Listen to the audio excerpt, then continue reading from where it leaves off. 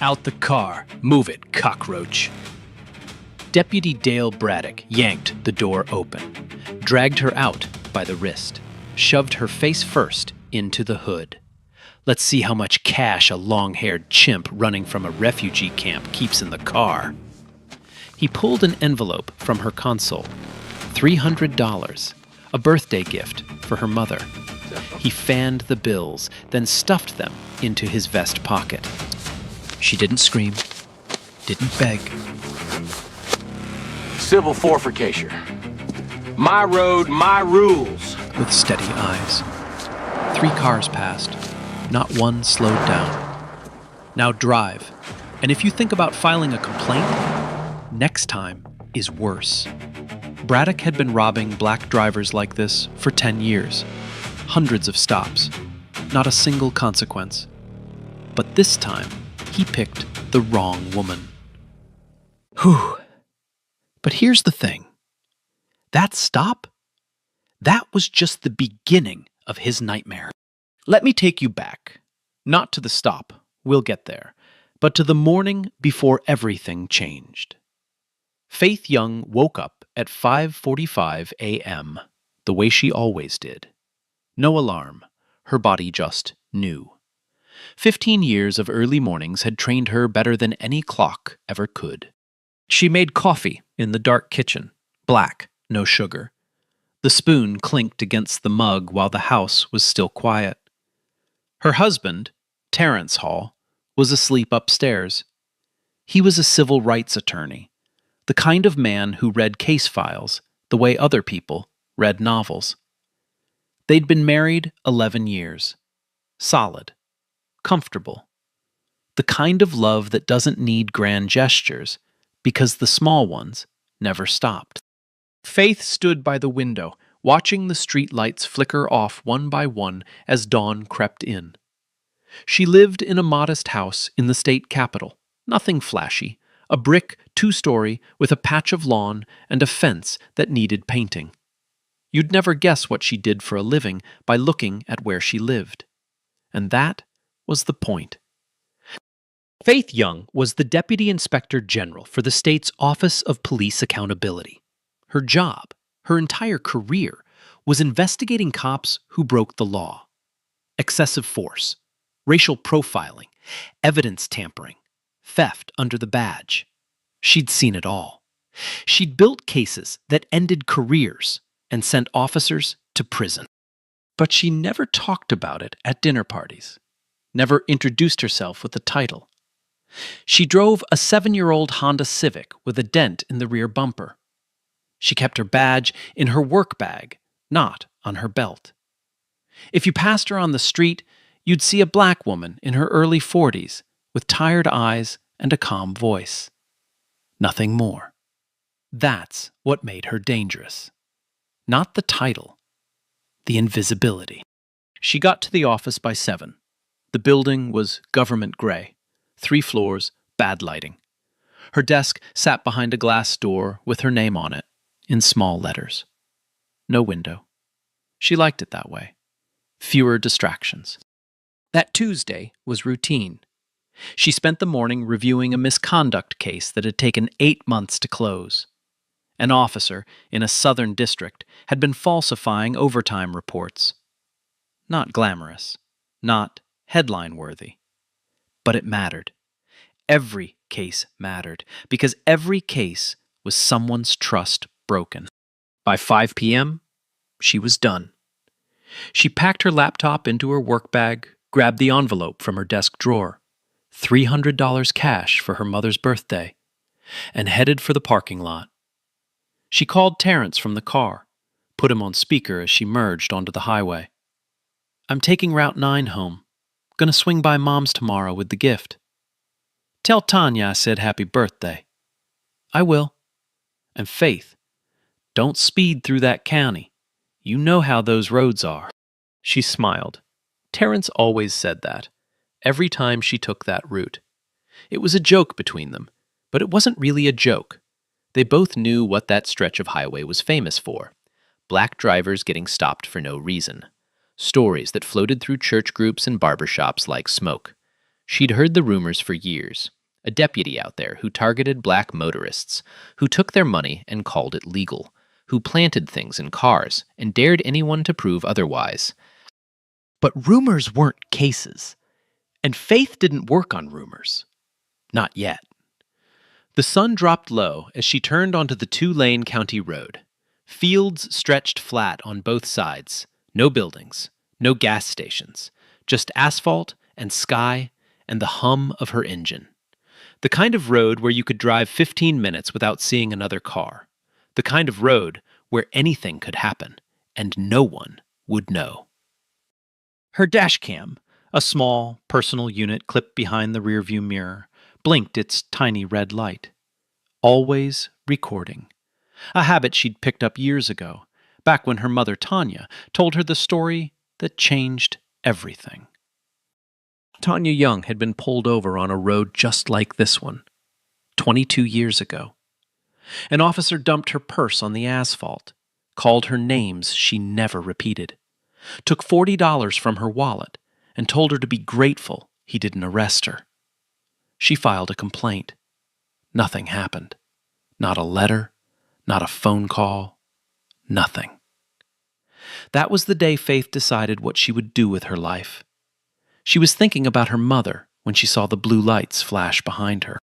The blue lights hit her rearview mirror like a slap. Faith's hands tightened on the steering wheel. Just for a second. Then she loosened them, breathed in through her nose, breathed out through her mouth. She'd taught herself this, the way her mother taught her to place both hands at 10 and 2 whenever she saw a patrol car, the way every black parent in America teaches their children to survive a traffic stop.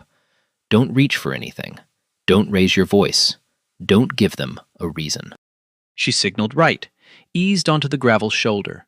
Dust kicked up behind the Civic and drifted through the last golden light of the evening. She put the car in park, killed the engine, placed both hands on top of the steering wheel where they could be seen.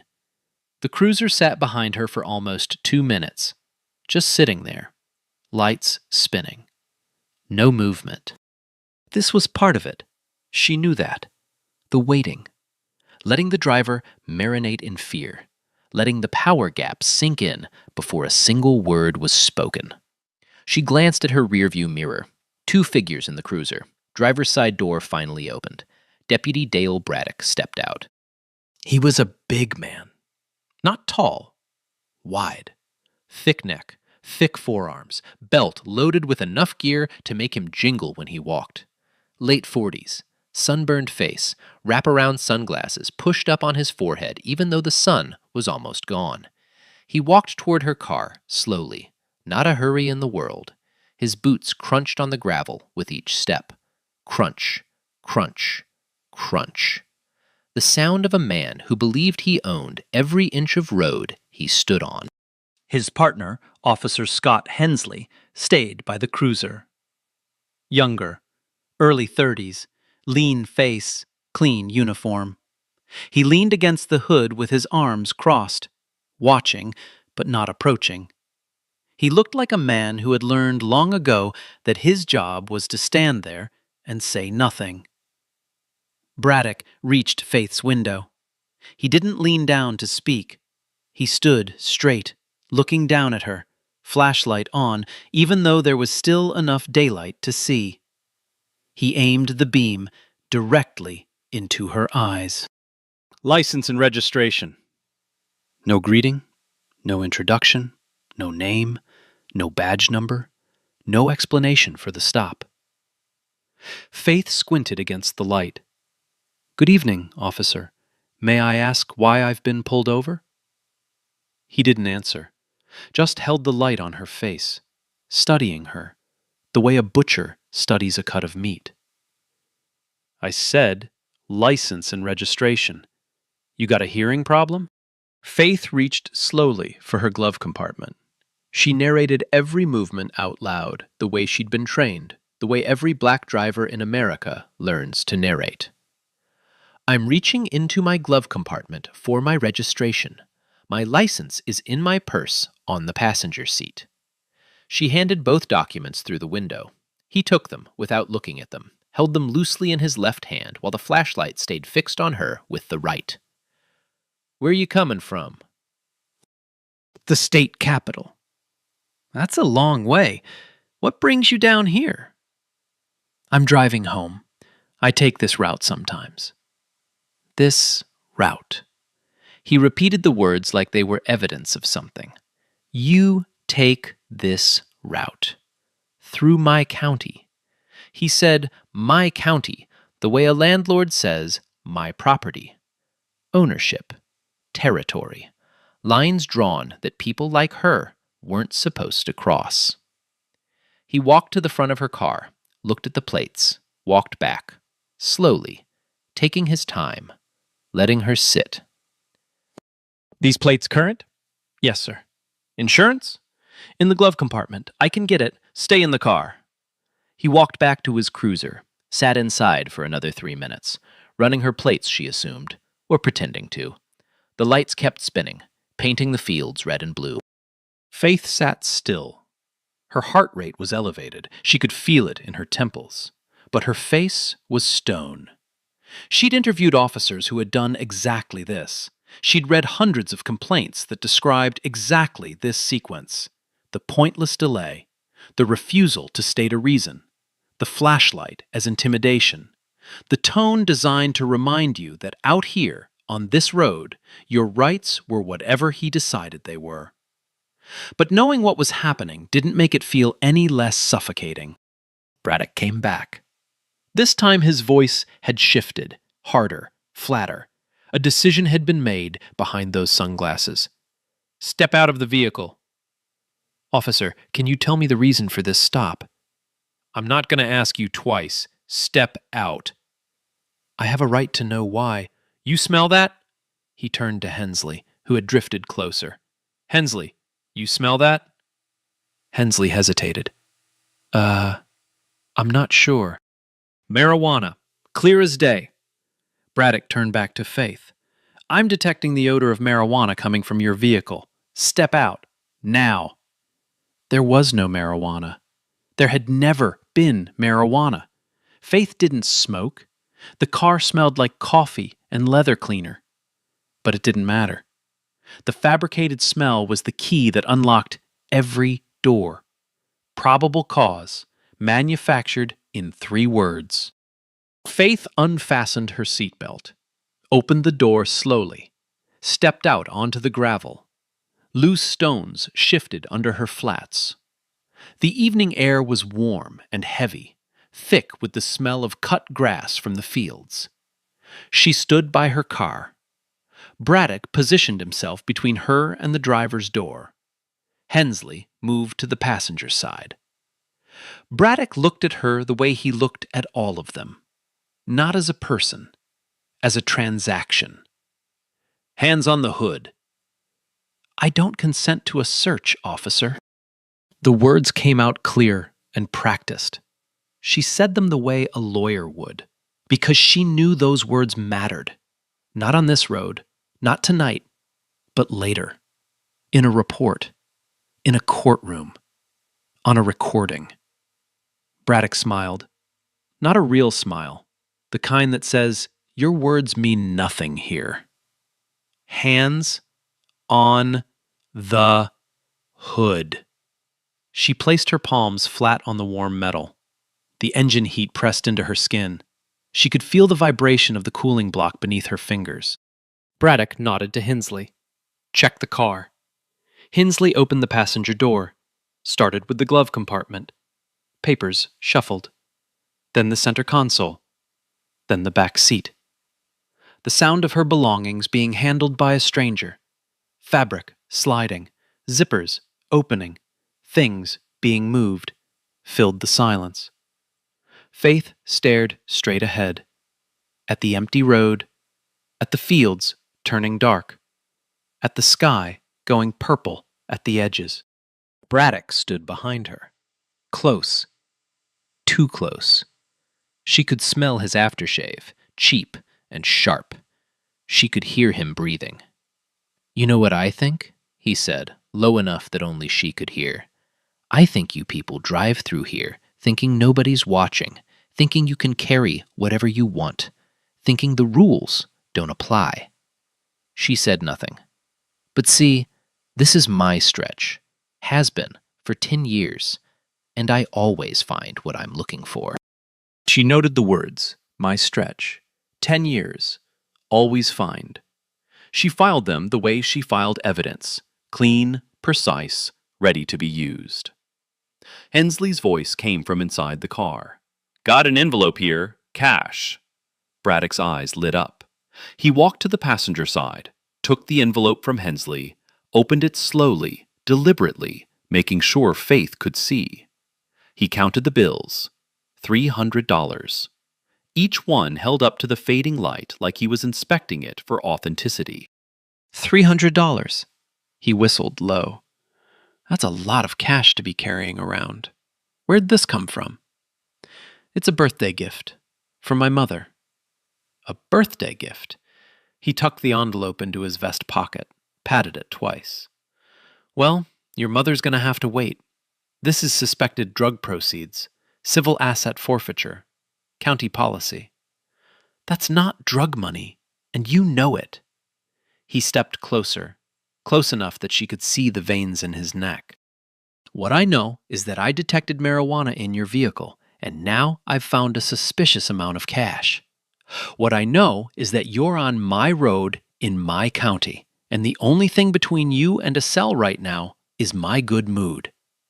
So I suggest you shut your mouth, get back in your car, and drive. He reached into his shirt pocket, pulled out a folded seizure receipt, filled it out against the roof of her car, misspelled her last name deliberately, handed it to her without looking at her face. There's your paperwork. Now get out of my county. But Braddock wasn't done. He stood there, watching her fold the seizure receipt with trembling fingers she refused to let him see. Something in her stillness bothered him. Most people he stopped were shaking by now, crying, begging, promising to never drive this road again. Faith wasn't doing any of that, and it made him angry. Hold on, he raised one hand. I'm not finished with you yet. Faith stopped, one hand on her car door. You said I could go. I changed my mind. He tilted his head, the way a dog tilts its head before it bites.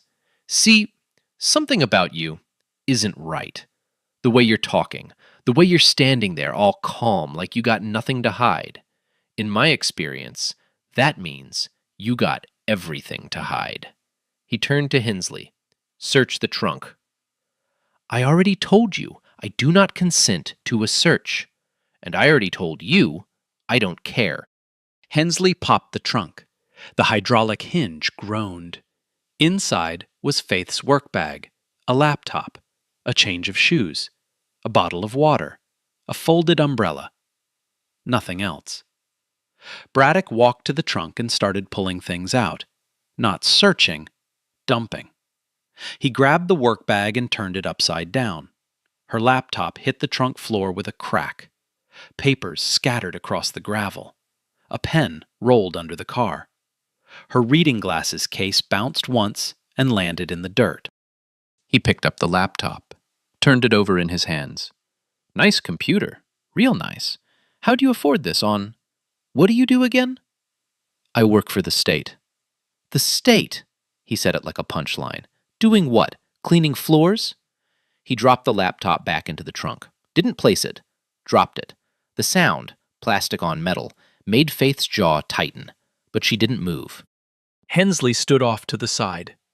He hadn't said a word in minutes. His hands were in his pockets. His eyes kept drifting to the road, then back to Braddock, then to the road again. The look on his face wasn't guilt. Not yet.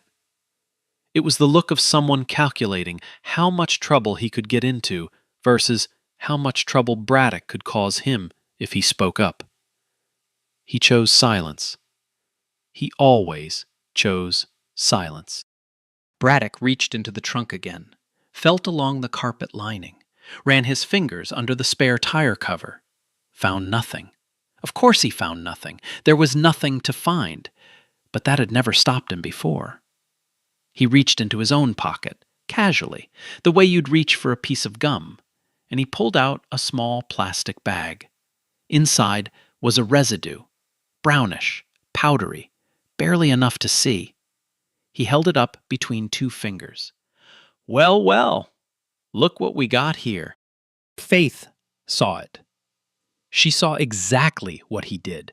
She saw him reach into his own pocket. She saw the bag come out of his vest, not out of her car. She saw the whole thing, and she understood it instantly.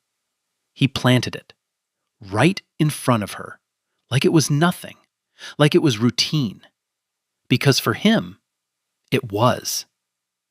"Hensley, bag this. We got drug residue in the suspect's vehicle." Hensley hesitated. Just a half second. His hand stayed at his side. Then he reached for the evidence bag on his belt and took the plastic bag from Braddock without looking at Faith. "That's not mine," Faith said. "They all say that. That came out of your pocket. I watched you." Braddock stepped toward her. Not fast, slow, deliberate. He stopped 6 inches from her face. She could smell the coffee on his breath, could see a piece of tobacco caught between his front teeth. "You want to say that again?" His voice dropped, quiet, almost a whisper, the kind of quiet that comes right before something breaks.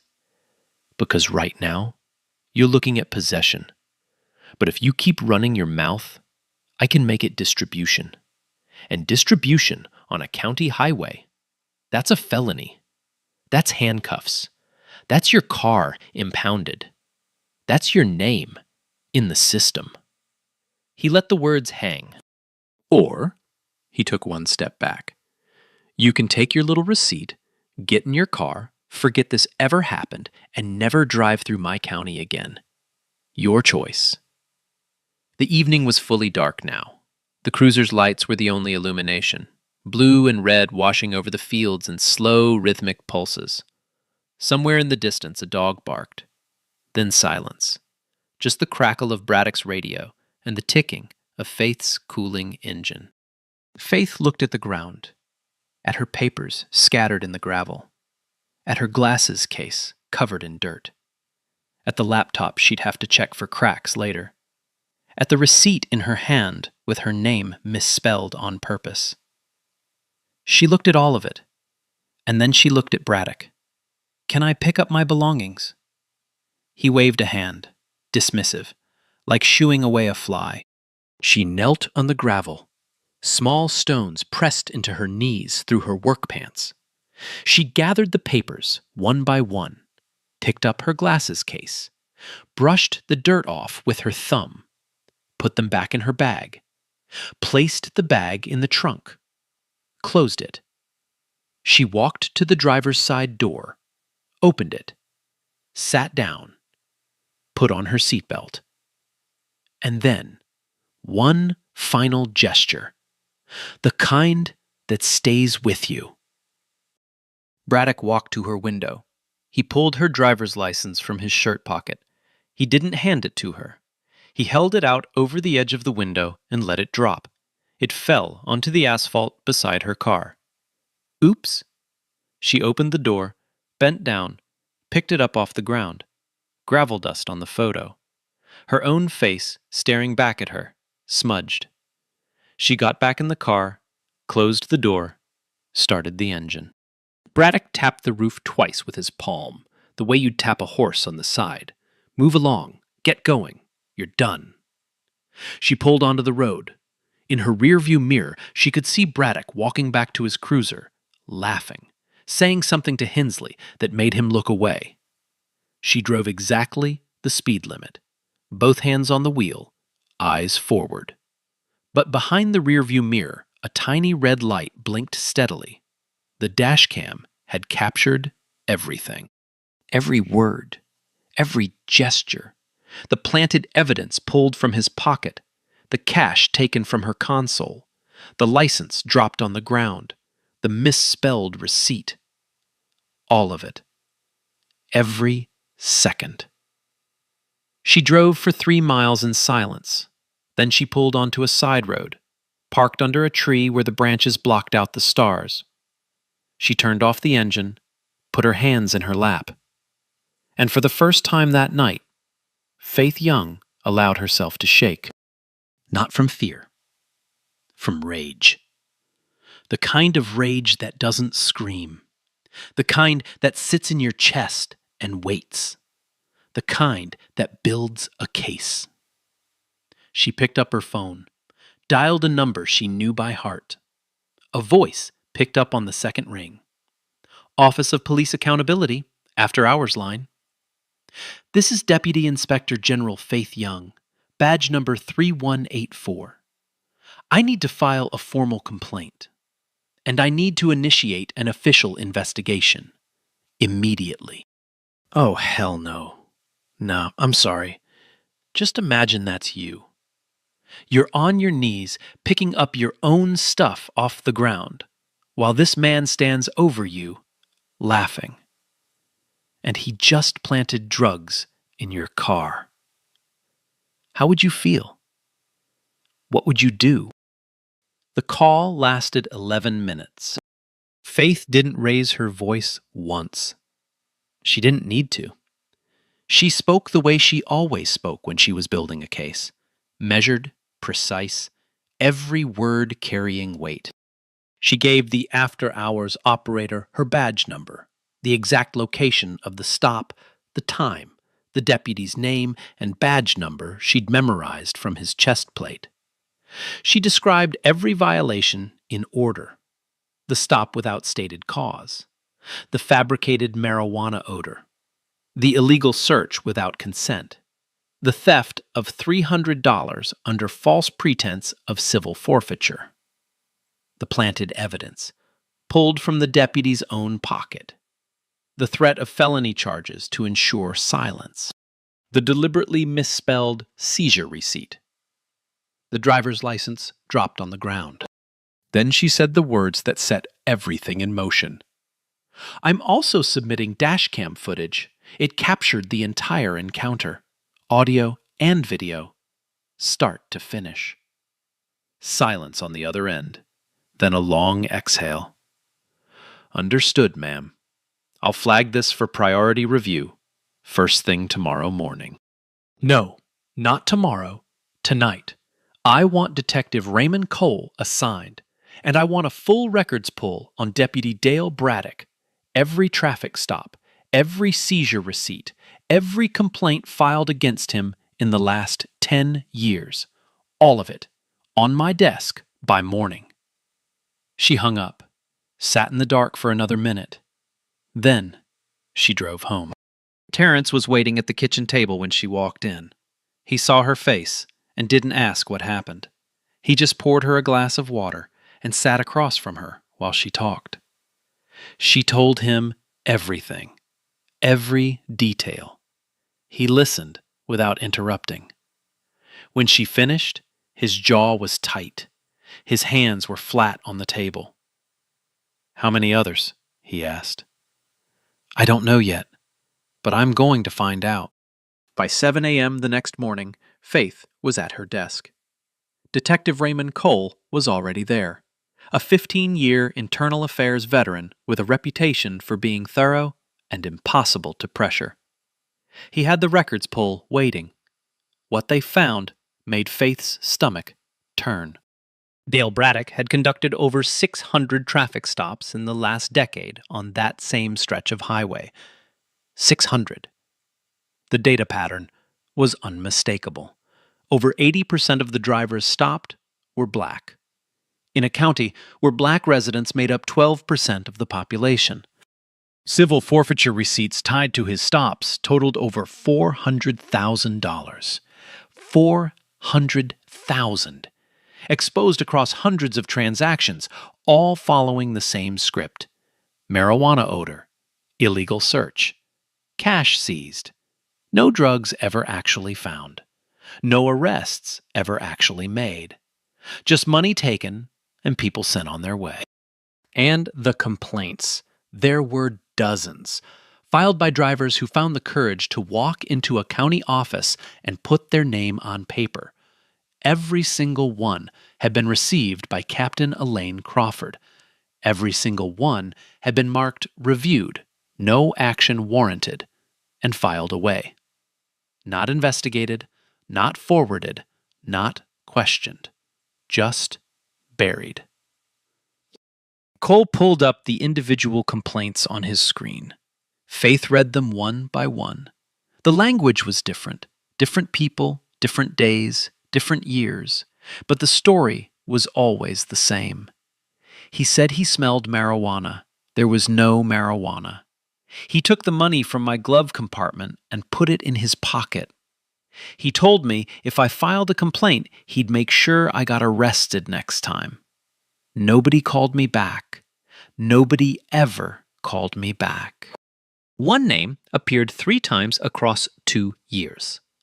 Darnell Wilkins, a truck driver who had been stopped twice by Braddock and robbed both times. Total taken? $2,000. Money that was meant for his daughter's college tuition. He had filed complaints after each stop. Both were dismissed by Crawford. Cole called Wilkins that afternoon. When he told him that someone was finally investigating, Wilkins went quiet for a long time. Then his voice cracked. I thought nobody cared. I thought nobody was ever going to do anything. We're doing something now, Cole said. Within 48 hours, Faith's team had identified 31 victims willing to speak on record. 31 people with the same story, the same road, the same deputy, the same script. And now, the same dashcam footage that showed exactly how the script worked. Faith sent the case file to the county prosecutor and the FBI's Civil Rights Division simultaneously. She wasn't taking chances. This wasn't going to be handled locally, where Crawford's connections could slow things down. This was going federal. Meanwhile, Braddock was still on the road, still running stops, still fishing. He had no idea that a warrant with his name on it was already being signed. It happened on a Thursday morning. Sunny. Clear sky. The kind of day where nothing bad is supposed to happen. Braddock was sitting in his cruiser at his usual spot. Same stretch of highway, same speed trap. Coffee in the cup holder. Radar gun on the dash. Hensley in the passenger seat scrolling through his phone. A black SUV pulled up behind them. Then another. Then a county sedan. Braddock looked in his mirror. Frowned. Detective Raymond Cole stepped out of the first SUV. 2 federal agents stepped out of the second. They walked toward the cruiser in a straight line. No hurry, no hesitation. Cole tapped on Braddock's window. Deputy Braddock, step out of the vehicle, please. Braddock's face shifted. Not fear. Not yet. Confusion. The kind of confusion that comes when the world stops following the rules you made up for it. What's this about?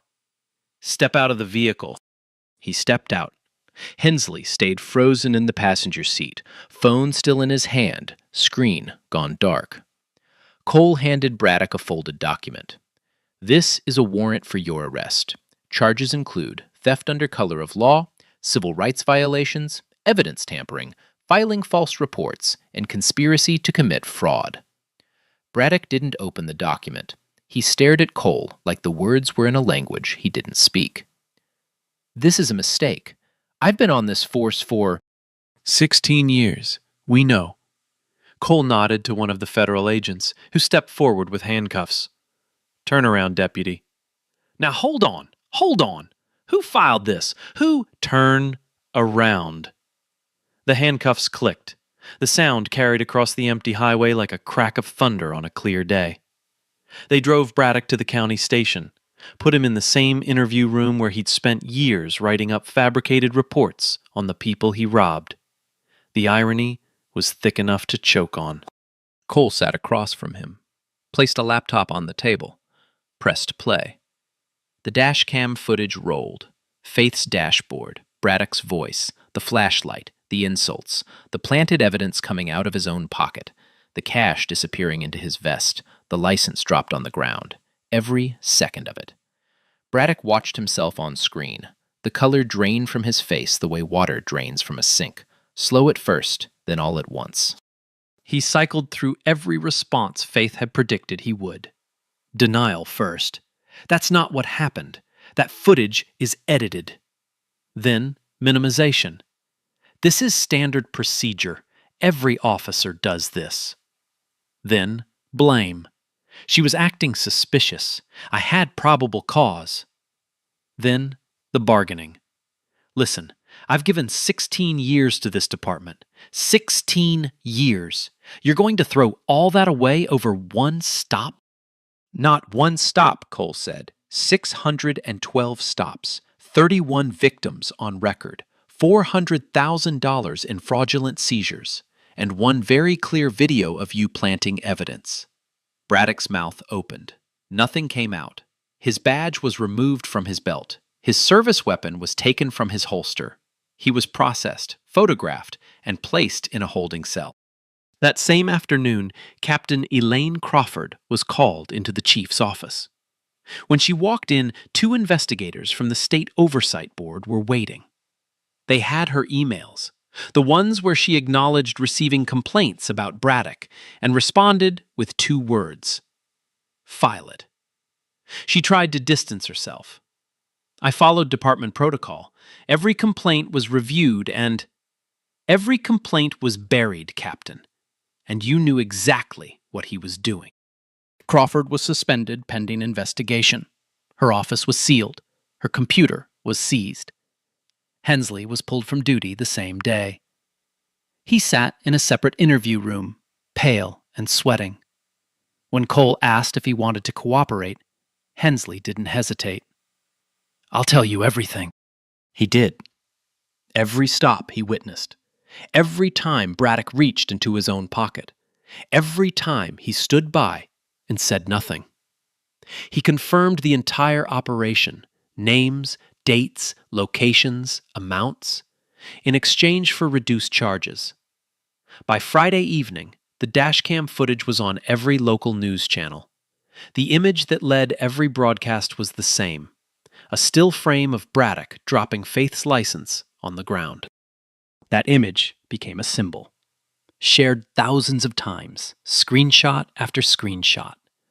The face of a man who thought he was untouchable, captured in the moment he proved he was anything but. The story didn't end with handcuffs. It was just getting started.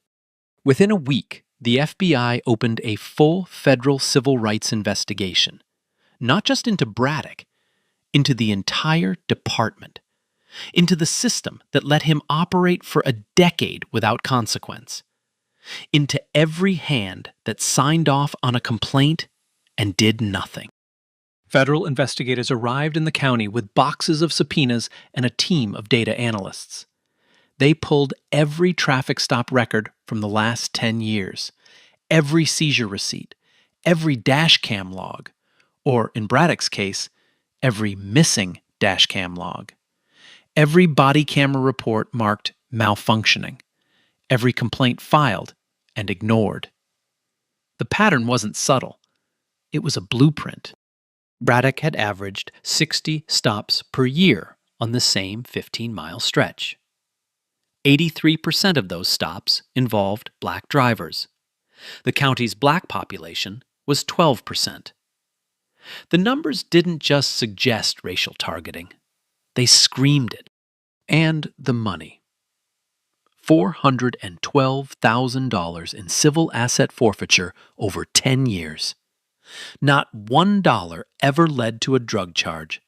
Not 1 gram of actual narcotics was ever logged into evidence from any of Braddock's stops. He seized cash, filed a receipt, and the money vanished into the county's general fund, with a percentage kicked back to the department as an operational bonus. It was theft. Organized, systematic, decade-long theft. And everyone above Braddock had benefited from it. The trial began on a Monday in October. Federal courthouse. Judge Patricia Stanton presiding. The courtroom was packed. Local press in the front rows, national media in the back. Camera crews lining the hallway outside. Faith Young sat 3 rows behind the prosecution table. She wore the same blazer she'd worn the night of the stop. She didn't speak to reporters. She didn't need to. The prosecution's case was built on 3 pillars: the dashcam footage, the data analysis, and the victims. They played the footage first. Every screen in the courtroom lit up with the same image. Faith's dashboard, the flashing lights, Braddock's voice cutting through the speakers. The jury watched him yank her door open, watched him dump her belongings on the gravel, watched him reach into his own pocket and pull out the planted evidence, watched him fan her $300 and slide them into his vest. 12 jurors, 12 faces. Not one of them looked away.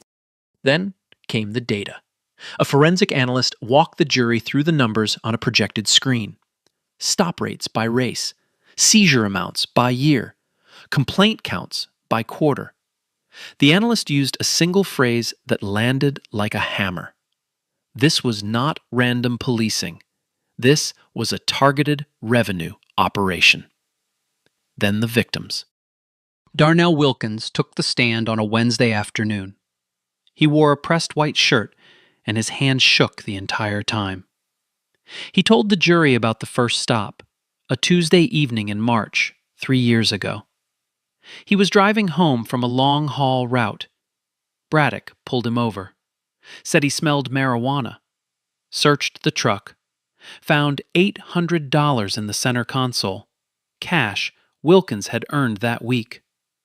Braddock took it, wrote a receipt, told him to drive. Wilkins filed a complaint. Nothing happened. 4 months later, Braddock stopped him again. Same road, same script. This time, he took $1,200. Wilkins filed another complaint. Again, nothing. "That money was for my daughter," Wilkins said.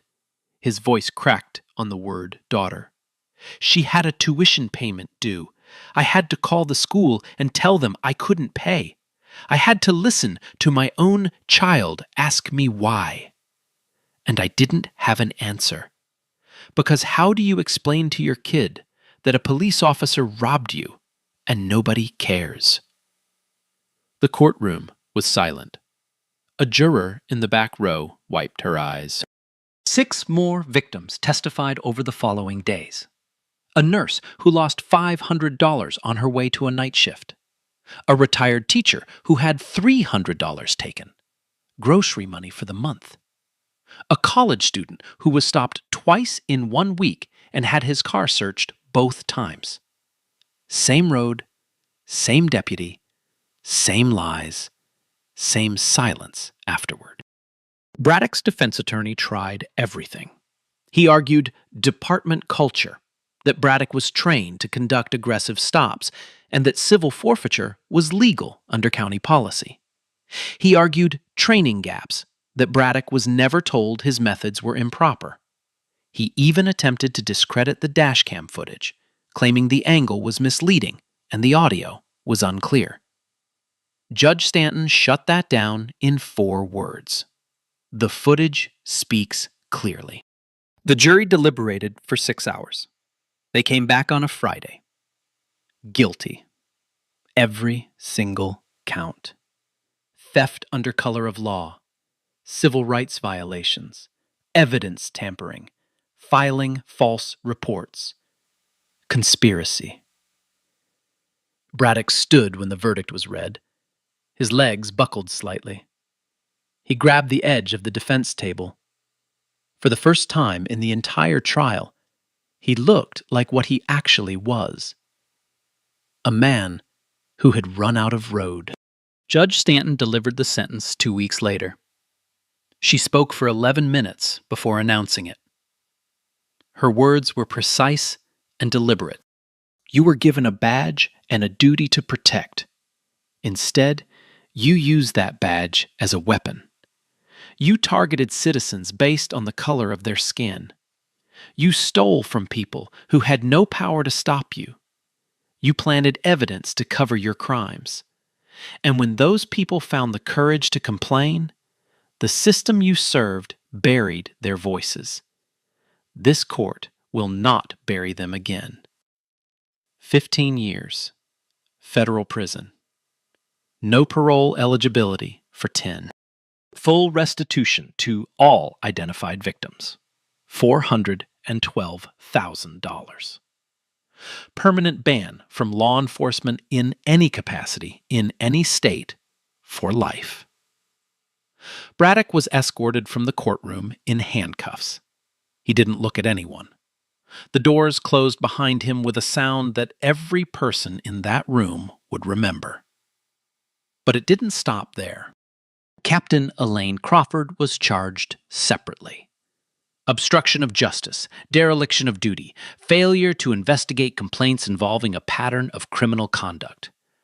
She was fired, stripped of her pension, and faced up to 5 years. Her trial was scheduled for the following spring. Hensley pleaded guilty to accessory charges. He received 2 years of probation, 200 hours of community service, and a permanent separation from law enforcement. He left the state within a month. The county was forced to overhaul everything. Mandatory body cameras with tamper-proof systems. If the camera goes off, the stop doesn't count. An independent civilian review board with subpoena power. No more complaints disappearing into a captain's desk drawer. Mandatory racial bias training. Quarterly audits of all traffic stop data published publicly. Faith Young was profiled in national media. The Washington Herald ran a front-page feature. Cable news called her office for weeks. Interview requests stacked up like paperwork. She declined almost all of them. She gave one statement, and it was the only one she needed. I had the tools and the title to fight back. Most people Braddock stopped didn't. That's not justice. That's luck. And no one's safety should depend on luck. 6 months later, Faith drove the same road. Route 9, 2 lanes, flat fields on both sides. The same stretch of asphalt where Braddock had pulled her over on that Tuesday evening. The same gravel shoulder where she'd knelt to pick up her belongings. But it was different now. The speed trap was gone. No cruiser parked behind the tree line. No flashing lights waiting for the next target. A new sign stood at the county line. Small, official, easy to miss if you weren't looking. It read, "Body cameras required for all traffic stops in this jurisdiction." Faith slowed down as she passed it, just for a second. Then she kept driving. Her phone buzzed. She glanced at the screen. Mom. She picked up on speaker. "Hey, Mama. Hey, baby. You on your way?" About 20 minutes out. Tanya was quiet for a moment, the kind of quiet that holds 22 years of weight. "Faith?" "Yeah, Mama?" "I read the article, the one in the Herald. Terrence sent it to me." "I told him not to do that." "I'm glad he did." Another pause, longer this time. "I wish someone had done that for me. Back then. I wish someone had cared enough to do what you did." Faith gripped the steering wheel. Her eyes stung. She blinked it away. "That's why I did it, Mama. That's the whole reason." She heard her mother breathe, soft, steady, the sound of a woman who had carried something heavy for a very long time and was finally, not putting it down, but realizing she didn't have to carry it alone. "Come home safe, baby." "I will." She hung up, drove the rest of the way in silence. The fields rolled past. The sky was wide and orange at the edges. She thought about Darnell Wilkins. He'd received his restitution check 2 weeks ago. He called Faith's office to say thank you. His daughter was back in school, full tuition paid. He said he finally slept through the night for the first time in 3 years. She thought about the 30 other victims. 14 had received checks so far. The rest were being processed. Some of them had moved out of the county. Some of them had moved out of the state. But all of them had been contacted. All of them had been told the same thing. Someone heard you. She thought about Hensley, gone, left the state, working at a hardware store somewhere in the Midwest. A man who spent years choosing silence, now living in it. She thought about Crawford, awaiting trial, stripped of her badge, her title, her pension, sitting in her living room watching the career she'd built collapse because she decided that filing a complaint into a drawer was easier than doing her job. She thought about Braddock, Cell Block D, federal facility, 15 years, no badge, no road, no power, just a man in a concrete room with nothing but time and the memory of every person he'd robbed. And she thought about the Civilian Review Board. Already operational. 3 complaints investigated in its first month. More than Crawford had acted on in 3 years. Faith pulled into her mother's driveway. The porch light was on. Tanya stood at the door, arms folded, the way she always stood when she was waiting.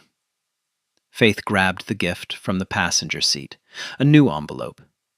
$300, same amount, same purpose. Just a daughter buying her mother a birthday present.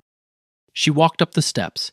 Tanya hugged her, held on a beat longer than usual. "Happy birthday, Mama." "Thank you, baby." They went inside. The door closed. The porch light stayed on. And on Route 9, a car drove past the county line. A black woman behind the wheel. No flashing lights followed her. No one pulled her over. No one asked where she came from. She just drove, the way everyone should be able to. Nah, man. Imagine that's you, on your knees, picking up your own stuff, while some dude with a badge laughs in your face. 10 years he did this. 10 years. Like, subscribe, share this, and tell me, what would you have done?